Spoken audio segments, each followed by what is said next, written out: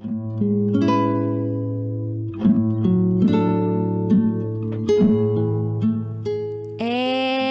now, it's time for DJ Rocky's Secret Files.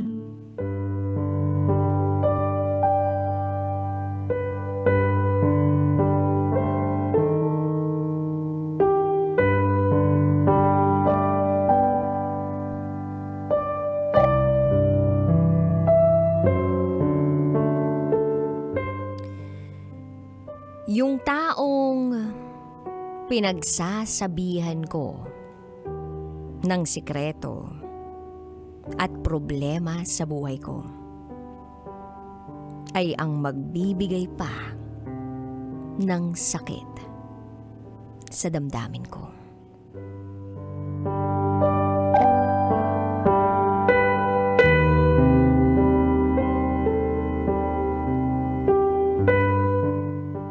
Hi DJ Rocky. Ako ulit ito. Ako si Azami. Binasa mo ang sulat ko noong July 19, 2023. I hope na mapansin mo uli ako at mabasa ang aking kwento. I'm still working in Hong Kong, and this is my secret file.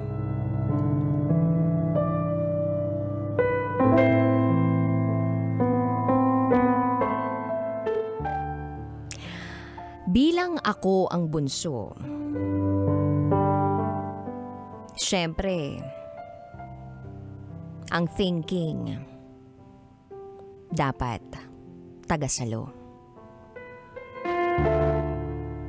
Tagasalo ng mga pinaglumaan ng mas nakatatandang kapatid. 3 kaming magkakapatid at ako ang bunso. Karamihan sa mga naririnig ko sa ibang tao, gusto nilang magkaroon o maranasan na meron silang mga ate at kuya. Kaya nga't nagpapasalamat ako kay Lord dahil yung hiling ng iba, sa akin napunta. Yes, DJ Rocky. Ang ate ko, ang palagi kong karamay sa tuwing nasasaktan ako o sa tuwing umiiyak ako. Siya yung palaging nandyan para sabihan ko ng mga sikreto o mga problema ko. Siya rin ang nagbibigay ng advice sa akin.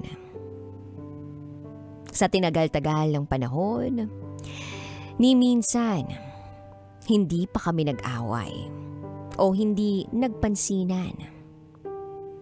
May sumbatan man, pero sa gawaing bahay lang ang dahilan. Dahil nga sa problema at sakit na damdamin na dinulot ng lalaking ama ng mga anak ko, ay siya rin ang dahilan kung bakit nanlamig ako sa ate ko. Ang akala ko, DJ Rocky, ay okay na ako. Na-healed na ako. Pero hindi pa pala.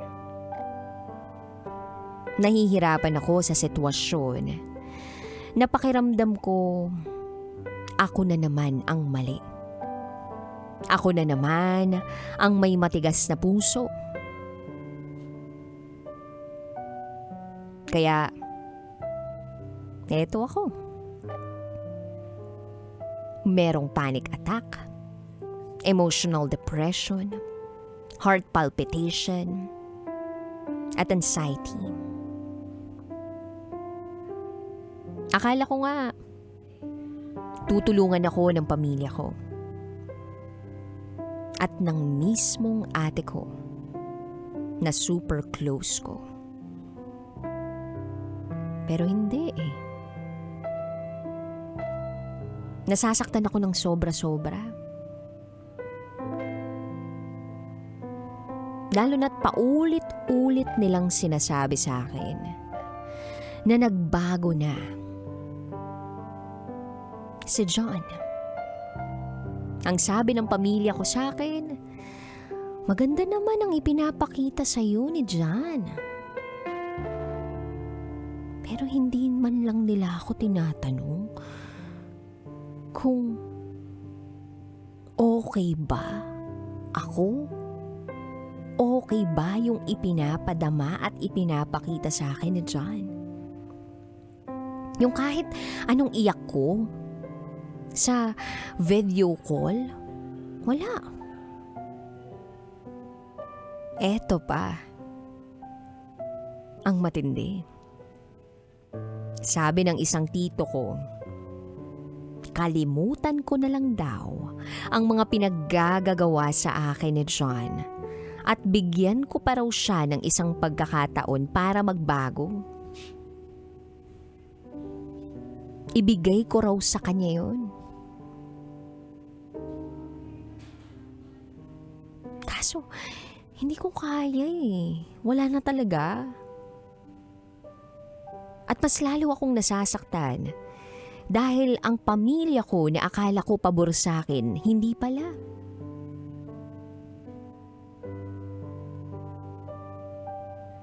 Then, lately, kinontak ako ng ate ko.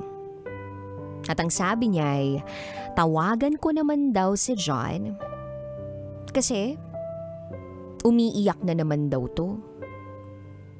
At ang sagot ko na lang, I can't. Hindi ko pa kaya. Hindi ko pa kaya na makita siya at makausap. Kasi bigla akong iiyak. Ewan ko ba kung bakit, ate. Then sabi ng ate ko, kahit once or twice a week lang naman na magkausap o makapagkita kami through video call ng mga anak ko. Pero sabi ko, okay na yung tumatawag ako kay Papa. Dahil nakakausap ko naman at nakikita ko ang mga anak ko. Kasi nandyan lang naman sila sa bahay. Pero, ang sagot sa akin ng ate ko, sobrang tigas ko na raw. Nasimula raw nang mapadpad ako sa abroad, para bang binuhusan ako ng sobrang lamig na tubig.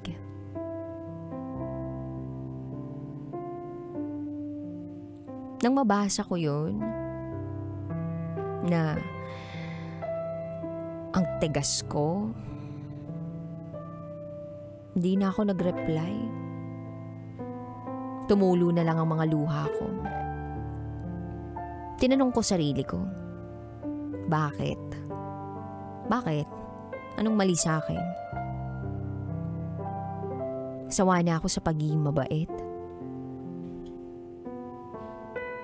Sawa na ako sa pagiging mapagkumbaba na tao. Ipinaglalaban ko lang naman yung sarili ko. Ipinaglalaban ko lang naman tong nararamdaman ko.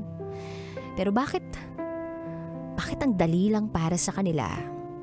Nasabihan ako ng mga ganong salita na para bang hindi man lang nila ako ikinukonsidera. Na ikinakasakit ng damdamin ko na para bang tinaksil ako sa sobrang sakit. Ang salitang ipinaglalaban ko lang ang sarili ko ay napakalaking pagkakamali na pala para sa pamilya ko.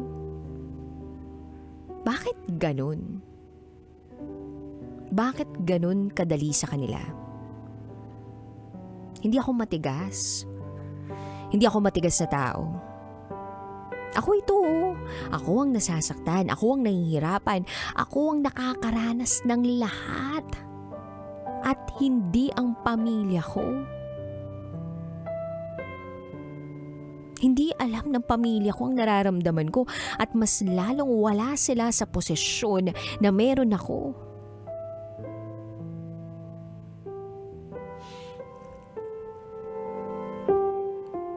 Then few seconds later, tinawagan ko yung ate ko.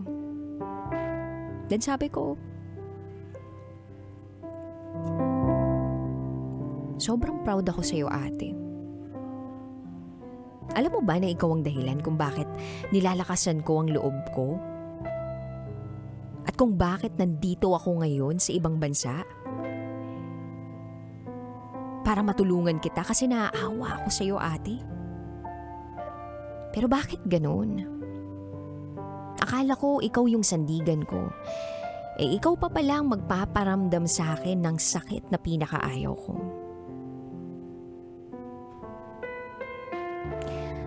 Tahimik lang si ate sa kabilang linya pagkatapos kong sabihin yun. Tinapos ko na yung tawag. Sa ngayon, DJ Rocky, para bang wala na akong ganang magtrabaho. At hanggang ngayon, hindi ko pa rin akalain na pagsasabihan ako ng gano'n ng ate ko. Mas minabuti ko na lang na iwasan muna sila. Gusto ko ngang i-delete lahat ng social media accounts ko para naman sa ganun, mawala yung sakit na nararamdaman ko. At kung nakikinig man ang pamilya ko, especially ang ate ko, gusto ko lang malaman ninyo na lahat naman ng mga sinabi ninyo, sinunod ko. Wala namang hindi, di ba? Pero noon yun. Ngayon, sana ako naman ang intindihin ninyo. At katulad nga ng sabi ko sa inyo, ayos lang kayo. Pero ako hindi. Dahil ako ang mas lalong nasasaktan. Hanggang dito na lang po, DJ Rocky. Muli, ako si Azami. At ito, ang aking secret file.